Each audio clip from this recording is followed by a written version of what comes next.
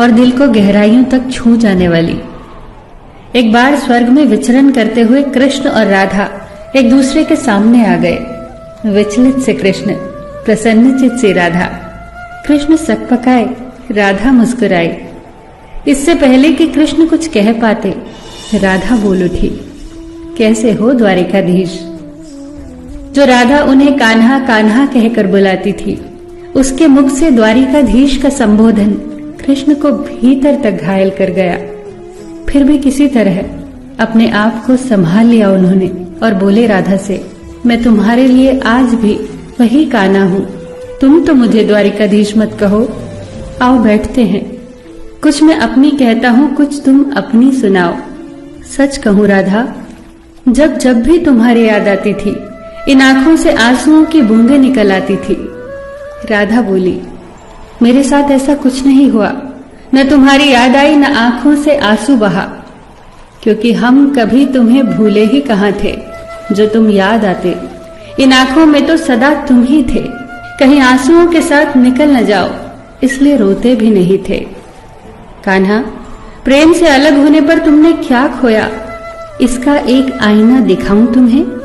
कुछ कड़वे सच प्रश्न सुन पाओ तो सुनाऊं। कभी सोचा है इस तरक्की में तुम कितने पिछड़ गए। यमुना के मीठे पानी से जिंदगी की शुरुआत की और समुद्र के खारे पानी तक पहुंच गए। एक उंगली पर चलने वाले सुदर्शन चक्र पर भरोसा कर लिया और 10 उंगलियों पर चलने वाली बांसुरी को भूल गए। कान्हा, जब तुम प्रेम से जुड़े थे तो जो उंगली गोवर्धन पर्वत उठाकर लोगों को विनाश से बचाती थी, प्रेम से अलग होने पर वही उंगली क्या क्या रंग दिखाने लगी। सुदर्शन चक्र उठाकर विनाश के काम आने लगी। कान्हा और द्वारिकाधीश में क्या अंतर होता है बताऊं? कान्हा होते तो तुम सुदामा के घर जाते, सुदामा तुम्हारे घर नहीं आता। युद्ध में और प्रेम में यही तो फर्क होता है। युद्ध में आप मिटाकर जीतते हैं और प्रेम में आप मिटकर जीतते हैं। कान्हा, प्रेम में डूबा हुआ इंसान दुखी तो रह सकता है, पर किसी को दुखी नहीं कर सकता। आप तो कई कलाओं के स्वामी हो, स्वप्न दूरदृष्टा हो, गीता जैसे ग्रंथ के दाता हो, पर आपने ये क्या निर्णय लिया? आपने अपनी पूरी सेना कौरवों को सौंप दी और अपने आप को पांडवों के साथ कर लिया। सेना तो आपकी प्रजा थी, राजा तो पालक होता है, उसका रक्षक होता है। आप जैसे महाज्ञानी उस रथ को चला रहे थे जिस पर बैठा अर्जुन आपकी प्रजा को ही मार रहा था। अपनी प्रजा को मरते देख आप में करुणा नहीं जगी, क्योंकि आप प्रेम से शून्य हो चुके थे। आज भी धरती पर जाकर देखो, आपकी द्वारिकाधीश वाली छवि को ढूंढते रह जाओगे।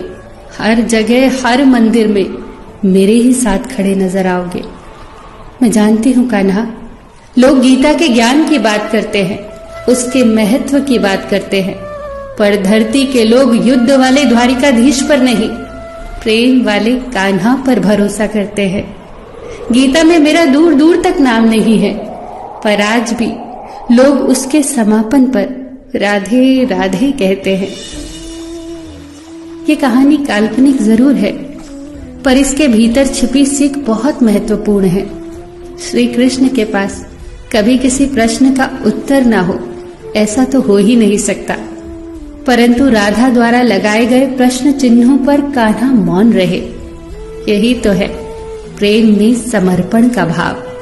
पराक्रम में हमें हर किसी को हराना होता है, तब भी हम जीतकर भी हार जाते हैं, परंतु प्रेम में एक ही कईयों का दिल जीत लेता है। सही कहा है कि छोटी सी उंगली पर पूरा गोवर्धन पर्वत उठाने वाले भगवान श्री कृष्ण छोटी सी बांसुरी को दोनों हाथों से पकड़ते थे। फिर मिलेंगे दोस्तों अगली कहानी के साथ। तब तक के लिए अपना ख्याल रखना और हमेशा मुस्कुराते रहना।